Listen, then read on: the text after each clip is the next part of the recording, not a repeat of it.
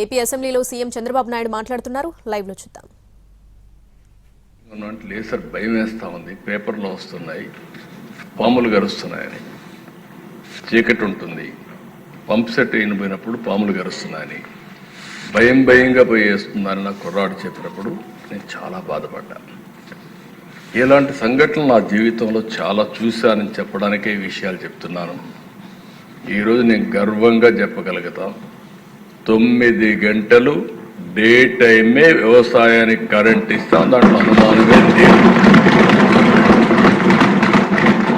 అయితే ఇది జరిగే మునుపు ఇవన్నీ 1995 నేను చూసిన సంఘటనలు చూశాను.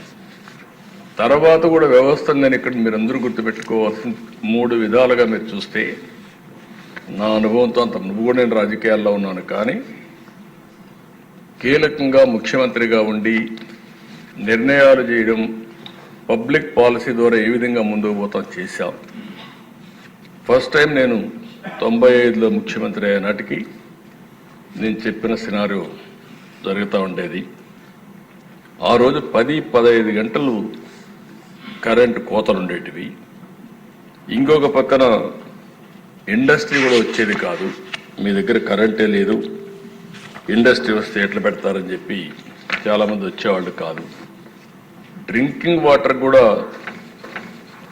కరెంటు కావాలి కాబట్టి ఈ సమస్యలు వచ్చేటివి. అవన్నీ చూసిన తర్వాత నేను ఒకటే నిర్ణయం చేశాను, అన్నీ ఆలోచించాను. అడ్మినిస్ట్రేషన్ కూడా ప్రిమెచ్యూర్ అడ్మినిస్ట్రేషన్.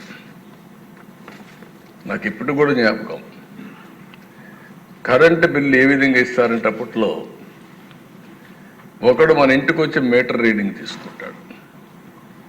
అక్కడి నుంచి నేరుగా ఆఫీసుకు పోయి ఆ మీటర్ రీడింగ్ ఒక ఆడిటర్కి పంపిస్తారు, అవుట్ సోర్సింగ్ ఏజెన్సీ. వాళ్ళు బిల్లు రేజ్ చేస్తారు. మళ్ళా డిపార్ట్మెంట్ తీసుకొచ్చి బిల్లు మన ఇంటికాడ ఇస్తారు. మనం ఆ బిల్లు తీసుకొని పలానా రోజు బిల్ కలెక్టర్ వస్తాడు. ఇప్పుడు కూడా జ్ఞాపకం, అతను బిల్ కలెక్టర్. ఆ బిల్ కలెక్టర్ పలానా దగ్గరకు వస్తాడు, ఆ రోజు మీరు కట్టాలనేవాడు. వీళ్ళు పోయి మళ్ళీ బిల్ కలెక్టర్ దగ్గర డబ్బులు కట్టేసి వస్తే, లేకపోతే డిస్కనెక్ట్ అవుతుంది. ఎంత ప్రాసెస్ మీరు చూస్తే కాంప్లికేటెడ్ చేశారు. ఎందుకయ్యా ఇంత ప్రాసెస్ ఎందుకు అవుతున్నాయని అడిగాను. సమాధానం లేకపోతే ఆ రోజు తీసుకొచ్చాం, స్పాట్ బిల్లింగ్ తీసుకొచ్చాం. బిల్లు తీయడం, అక్కడ ఇచ్చేయడం, కట్టేయమనడం. ఈరోజు మీరు బిల్లు కూడా వస్తుంది, రిమోట్ దీంట్లోనే మీటర్ రీడింగ్ చేసి నేరుగా మీకు మీ SMS పంపిస్తే నేరుగా బ్యాంకులో కట్టే పరిస్థితి వచ్చింది. అలాంటి రిఫార్మ్స్కి శ్రీకారం చుట్టిన పార్టీ తెలుగుదేశం పార్టీ అని చెప్పి కూడా చాలామంది దేశాలను నేను ఫస్ట్ టైం దీనికి సొల్యూషన్ ఏంటని ఆలోచించాను. ప్రపంచం మొత్తం అధ్యయనం చేశాం.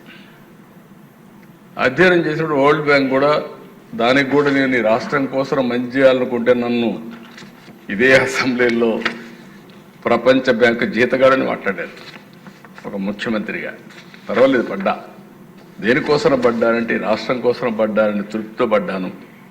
ఫస్ట్ టైం నేను ఎలక్ట్రిసిటీ బోర్డులో విద్యుత్ శక్తి రిఫార్మ్స్ భారతదేశంలో తీసుకొచ్చిన ఏకైక రాష్ట్రం, మొట్టమొదటి రాష్ట్రం ఆంధ్రప్రదేశ్ రాష్ట్రం.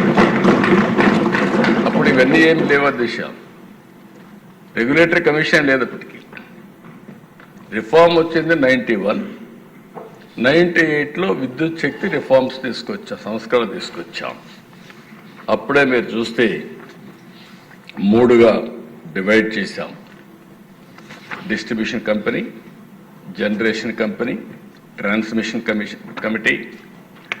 ఇంకొక పక్కన ఇవన్నీ రెగ్యులేట్ చేయడానికి రెగ్యులేటరీ కమిషన్ సెటప్ చేశాం. అక్కడి నుంచి ఆ మీరు చూసినప్పుడు ఎనర్జీ ఆడిటింగ్. అంతవరకు కరెంటు ఎక్కడికి అమ్ముతున్నారు, ఎంతమంది దొంగతనం చేస్తున్నారు, ఏమవుతుందో తెలియని పరిస్థితి నుంచి ఎనర్జీ ఆడిటింగ్ తీసుకొచ్చాం. ఆడిటింగ్ తీసుకొచ్చి ఫస్ట్ టైం దేశంలో 2003-04కి 23% ట్రాన్స్మిషన్ అండ్ కమర్షియల్ లాస్ అని ఎస్టాబ్లిష్ చేసిన మొట్టమొదటి ప్రభుత్వం భారతదేశంలో ఆంధ్రప్రదేశ్ ప్రభుత్వం అని కూడా నేను మీకు తెలియజేస్తున్నాను. ఓసారి దిశ 35% 23% తగ్గించాం. కరెంటు కొరతలుంటే పూర్తిగా కరెంటు కొరత లేకుండా ఎగ్జాక్ట్గా 2023-24కి కరెంటు కొరత లేని ఏకైక రాష్ట్రం భారతదేశం లేదంటే దానికి చిరునామాగా ఆంధ్రప్రదేశ్ తయారు చేసే పరిస్థితి.